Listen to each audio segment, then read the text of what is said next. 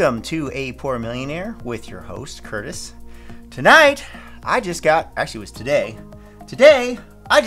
$56,000 tax bill from Dallas County for property. I was not expecting that. I was expecting a $30,000 tax bill, but evidently they have valued some of my properties higher than they valued them last year.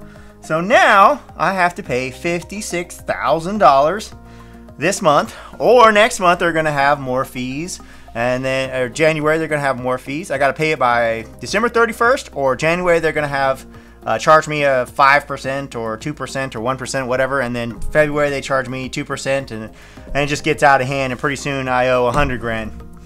Anyway, I was not expecting $56,000. Oh my God, I flipped out. I mean, I couldn't believe what I got the phone call, and my accountant called me, and she's like, "Are you ready to hear the numbers for the taxes?" And I was like, "Oh, that's never a good sign when they're like, are you prepared for this?" They're basically saying, would you like to sit down? And I'm like, no, I don't want to sit down. $56,652.29. Ridiculous. Absolutely ridiculous. Highway robbery. Now, luckily, I had $60,000 in the bank, because I was prepared for $30,000, and I was praying I was going to have that other $30,000 so I could pay off some credit cards. Evidently, no. Evidently, I'm going to end the year with less money in the bank than I thought. Always good to end the year with as little in the bank as possible. Pay off all your debts. Buy any equipment you need for your company or real estate. Do all your upgrades.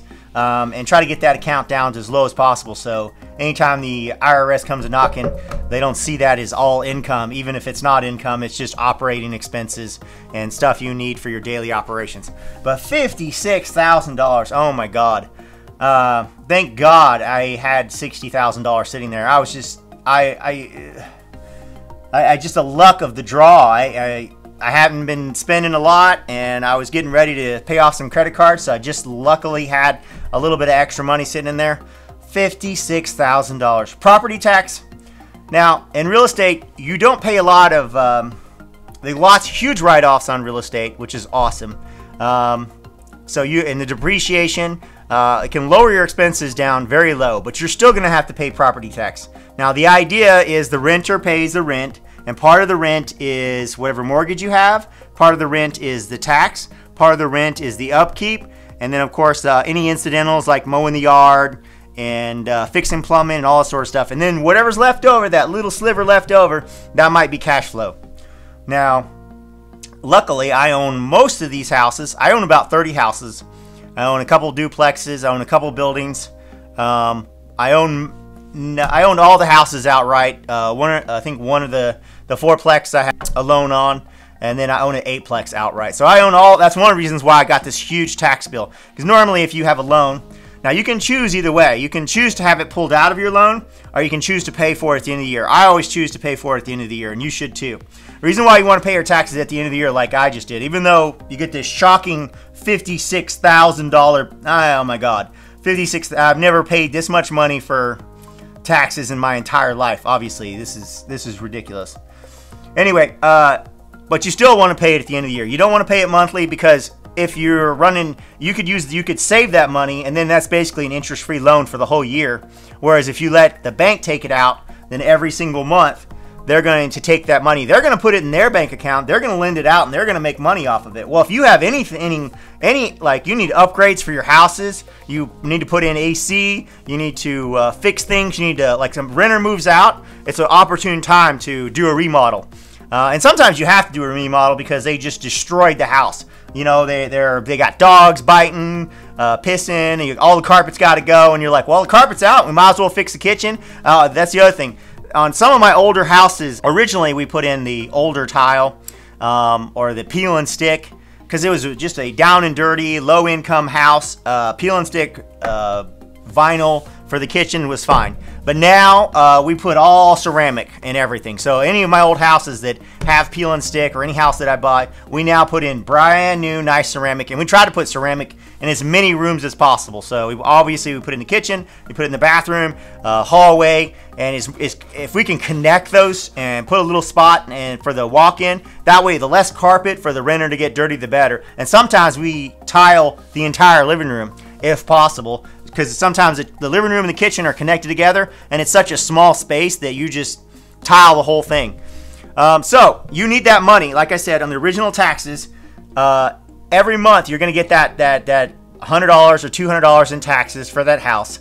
The renter's going to pay, and you should take that money and use that for upgrades all year round.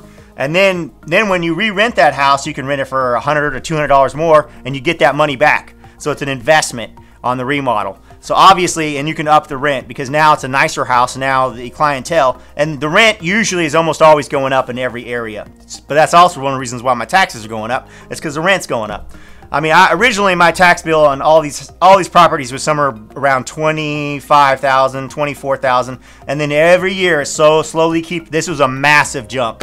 I mean, I was not expecting $56,000. Oh my God, that's like, I mean, if you're just sitting around and to get a bill out of the blue for $56,000, and it's got to come out, it's got to come out, or it's going to cost you more money. It's got to come out of the bank account as fast as possible, or next month, starting in January, they're going to start charging me interest on that $56,000. And I don't want to pay any interest on $56,000.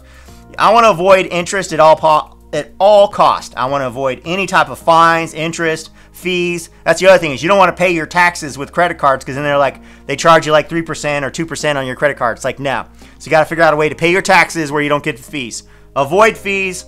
Avoid interest, avoid fines. If you own your house outright, you're going to obviously have to pay that tax at the end of the year. So you have to save that money. Now, you could also, let's assume you own the house and you're saving that $100 or $200 a month for taxes, and every month, and you have a bunch of houses, well, you can take that money, like I said, and remodel or fix up other houses, and it's like an interest-free loan. Now, at the end of the year, let's say it hasn't yet paid it off, but it only paid off half. We can always borrow the money, the difference of the remodel, and then pay it off the next year, because remember, that rent's going to go up because you just remodeled the house. Now you're getting $100 more a month. You're going to get $100 more a month forever now. So then that next year, it should pay off that loan that you took out for that remaining year. So always think about taxes and when you pay the taxes, how you pay the taxes is very important. When you write that tax bill at the end of the year, you know it. You feel it. I mean, it's like on income, I used to always try to pay all my taxes at the end of the year as much as possible. Obviously, certain times the government wants their money. Obviously, you're going to have to give it to them whenever they want it. But if you can defer it, if you can pay it at the end of the year, or pay it at tax time, you're going to save money on the interest on that money. Now, obviously, if the government's going to charge you a fine or charge you a percentage, then you need to pay sooner. If they're not going to charge you a percentage, then you'd be a fool not to take that money. You'd be a fool not to. Some people on their taxes, I write as many exceptions as humanly possible, so the government will take out as much money as possible so I can get back as much money as possible. How much sense does that make, people? How much sense does it make? If you want to give somebody money and just let them hold on to it interest-free, just send me a check. Send me a check. You send me as much as you want. At the end of the year, I'll be happy to give it all back to you. All right? This is what Amazon does. They sell billions and billions and billions of dollars worth of stuff, and then they don't pay their vendors for 21 days. So they're sitting on $1 trillion. They're sitting on $100 billion worth of money for 21 days. And then the next 21 days, they got $100 trillion. So basically, they have an endless amount of money just sitting there. And it's fake money, but at the same time, though, it's an interest-free loan. They're not paying their vendors, and interest-free. Anytime you can get interest-free money, you should take that money and wisely invest it into something that actually produces interest, or like I said, with your rental properties, you should invest it back in to increase the rent. If you can't increase the rent, don't put it in. I mean, we're not talking like granite countertops, unless these are houses that you could get. Granite countertops is what's required for that neighborhood, for that rental type. If it is, then put it in. If you can get more money for the investment that you put in, you should always pay the extra, because you get that money back. And you always want I always try to have my houses as the nicest rent houses for the area that they're in. That's my goal. And the reason for this is just, number one, is like when code comes a knocking, your houses look good, all right? And it's less problems from the government. And you're still going to get problems because code enforcement is just always going to, like, you're always the bad guy. When you're landlord, code enforcement, especially the new guys show up. Well, sir, you have a scratch over here on the carpet, and you didn't fix this, and I have a list for you. Oh, this bathroom has 2 lights. It should only have 1 light. I literally had a woman in code enforcement. I probably shouldn't tell this on the internet, but let's hope. She moved on to another job, so she probably won't get too mad. But she walked into my bathroom, and the bathroom had 2 lights. It had 1 main light, and then it had 1 extra light over the vanity, and it was just like normal lights, right? So, and she went about telling me that a bathroom shouldn't have 2 lights, and she had me take 1 light out. I don't know about you, but my bathroom has about 20 lights in it. It's got a light over the toilet. It's got a light next to the closet. It's got a light over the tub. It's got a light. It's got 2 vanities. Each vanity has 16 lights in it. But literally, it had 2 lights in it. She said I couldn't have 2 lights in the bathroom. And they were both done nicely. In the wall, no cords, no nothing. There's nothing wrong with them. But she made me, and you know what? When code says do this, you know what? You just do it. You don't argue. You just do it. So that's the reason why I said, if you have rental property, you should upgrade it to the nicest level where you get most rent. So, and let's look at that. Let's say in the neighborhood, you got rents from, let's say, $1,000 to $1,200, right? Well, your houses should rent at $1,200. Your houses should be upgraded to where they can get that $1,200. If not, you're just leaving that $200 on the table. Why are you not getting that $200? The reason why you're not getting that $200 is your house doesn't have ceramic tile. Your house doesn't have nice carpet. Your house isn't freshly painted. Your house doesn't look nice. Or your renters have been staying there so long, you're actually paying $900 because they haven't left and you haven't fixed it up, and they've sit there and slowly the house has just kind of started falling down around them. You haven't upgraded anything. You haven't cleaned anything. And the renter's like, well, this house is only worth like $850 or $800. If I had a dime for every time somebody told me this house ain't worth it, I was like, you know what? You move out, I'm gonna fix it up, and then I'm gonna rent to somebody for $1,200. Watch. So I got no problems with that. So every time a renter says, hey, this house ain't worth it, it's like, well, why are you living here? You know what I mean? It's like you have a choice. Nobody's forcing you to live here. And like I said, my houses are always gonna be the nicest I could possibly get them.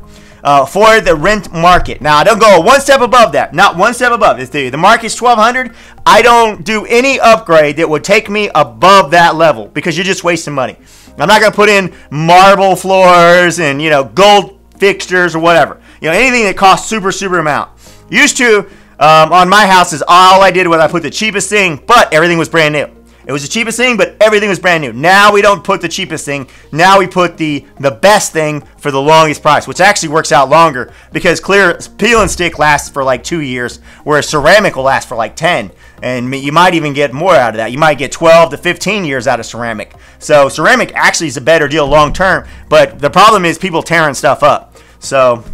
But finally, the neighborhood rent reached a point where I was stupid not to do ceramic, so now everything has ceramic, and man, I like it so much better. I like my houses to look good. I like code people to come in and look at my houses and go, that's a good, well, experienced code people, because inexperienced code people, they'll come in and they'll complain about stuff that you've never even heard a code person complain about. And I've had code people complain about dishes in the sink. They're like, this person needs to clean their dishes, and I'm like, I'm the landlord. I can't come into a person's house and literally tell them, hey, you need to go clean your dishes every day. And if you don't clean your dishes, Sonny, I'm going to come back and I'm going to inspect and then you're going to be in trouble. I mean, seriously, come on. We're really worried. I'm not kidding. I've had code people say there shouldn't be dirty dishes in the sink. And I'm like, this isn't my house. So, do you want me to come over and do their dishes for them? Because, I mean, it's just like 5 minutes later, there's going to be dishes back in the sink.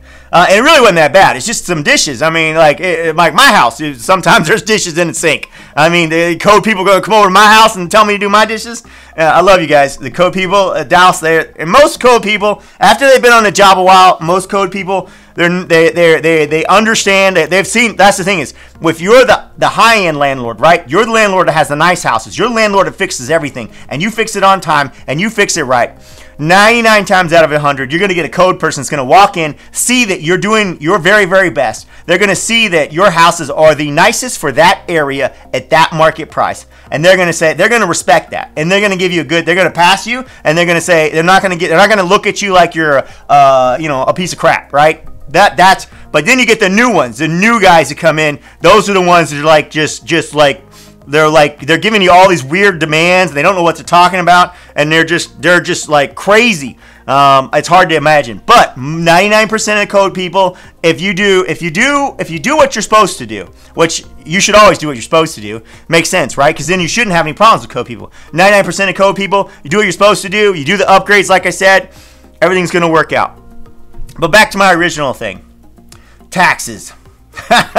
Oh my God. Taxes. $56,000. I cannot believe I got a $56,000 tax bill. I mean, on one hand, I guess it's good because, you know, it's rich people problems, right? Rich people problems, $56,000 tax bill. I mean, I guess I should be happy that I have that many houses that cost $56,000. I mean, that's like the silver lining, you know. The silver lining on the storm cloud is, well, you know, the bright side of this is rich people problems, you know, rich people. And then it's like I'm not that rich. Come on. I mean, come on.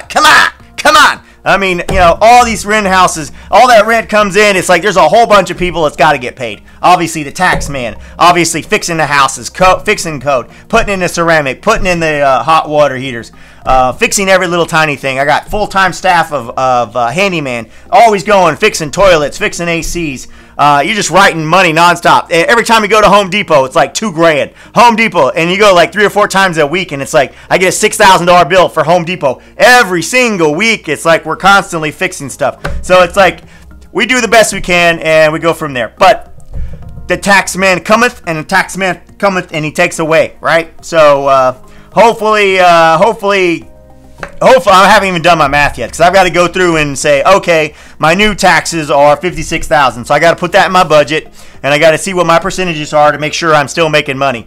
I think I am, but still, it's like that's a big kick in the butt. I mean, that's a lot more money than I thought. That's about $1,500 more a month out of my pocket that I'm gonna have to pay, and that brings me to the next point.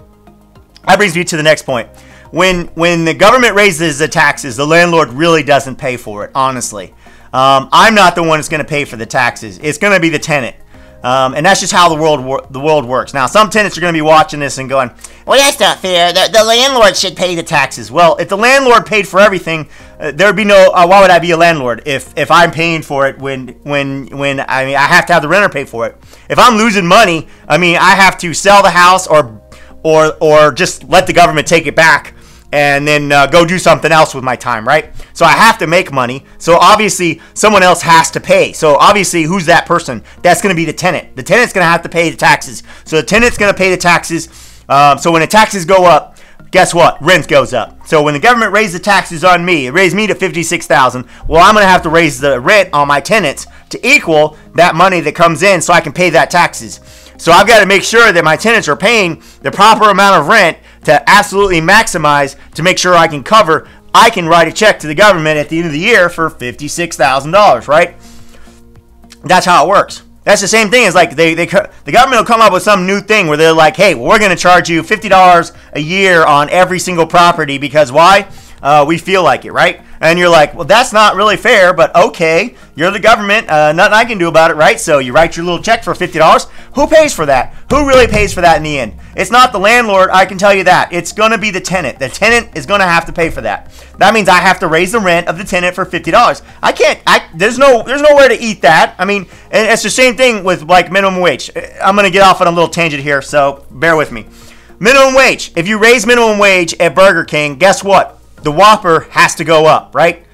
Burger King's not going to pay that. You raise minimum wage, the cost of the Whopper goes from what it is right now, let's say $4, and then it has to be $5 to pay for the extra wage. It's everybody's like, oh, there's just free money sitting around, we can grab it from space, right? It's the same thing with the renters. Like I said, anytime the government charges me more money, well, the renter has to pay it. The renter has to pay it. Otherwise, if I'm paying it, then I'm not making any money. If I'm not making any money, well, I go out of business. Well, then there's no houses, and then the renter's homeless, and I'm unemployed. But, you know, obviously, I could probably go figure out how to make money. But you see the problem. But then there's no houses for anybody to rent. So that's why the government, you know, that's why the whole system's set up where the renter's going to pay it. So, but still, people always assume that somehow the landlord's going to pay it. No, the landlord's not going to pay it. It's always going to be the tenant because the rent's always going to get raised.